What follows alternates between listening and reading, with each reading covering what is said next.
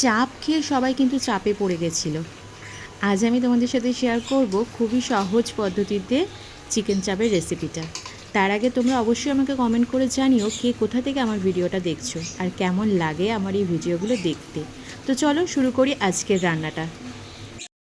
প্রথমে দেখো এখানে আছে পেঁয়াজ, আদা, রসুন, লঙ্কার পেস্ট, আর এটাতে রয়েছে চারমগজ, কাজু বাদাম, সাদা তিল আর পোস্ত পেস্ট করে নিয়েছি। মাংসটা ভালো করে ধুয়ে আমি দেখো জল ঝরিয়ে রেখেছি। প্রথমে দিয়ে দেবো এই পেঁয়াজ, আদা, রসুনের পেস্টটা।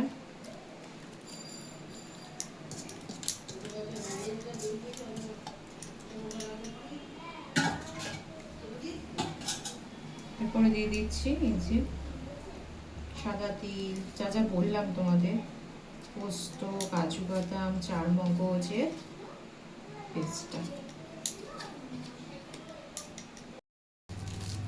একটু বিরিয়ানি মশলা,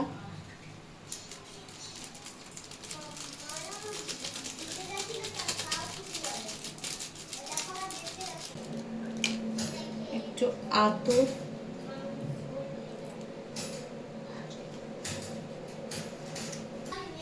একটু চিনি,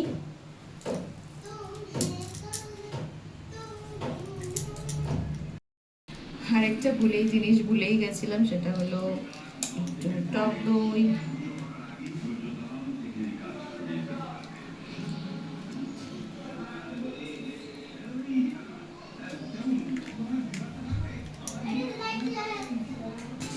একটু ঘি,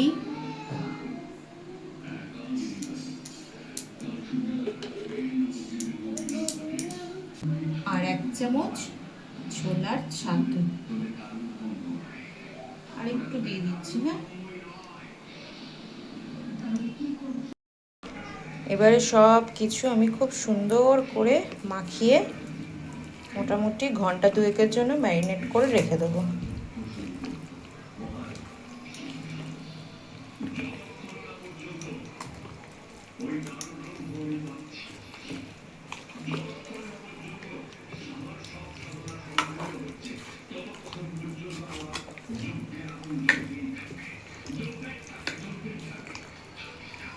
ভুলে যাই, যেমন টক দইটা ভুলে গেছিলাম, ঠিক তেমনি আসল জিনিস নুনটা দিতেই ভুলে গেছি।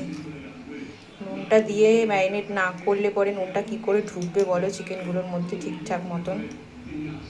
চলো, ভাগ্যিস মনে পড়লো, আবারও ভালো করে মাখিয়ে নিচ্ছি। ব্যাস, এবার এটা ঘন্টা 2-এর জন্য আমি ফ্রিজে নর্মালে রেখে দিচ্ছি ম্যারিনেট করে। চলো 2 ঘন্টা পরে ফিরে আসছি।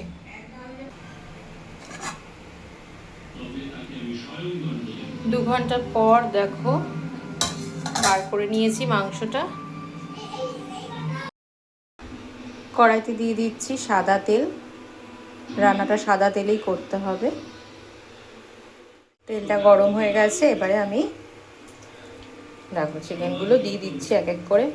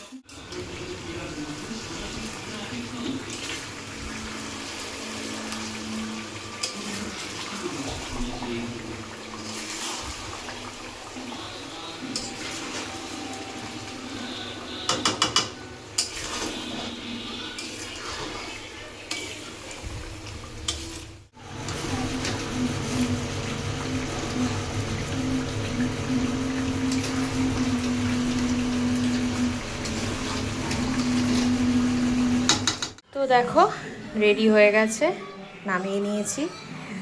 এটা বিরিয়ানির সাথে আর কি খেতে খুবই ভালো লাগবে, বিরিয়ানির সাথেই খাওয়া হবে, যেহেতু বাড়িতেই লোকজন আসবে ওর জন্যই চাপটা করা।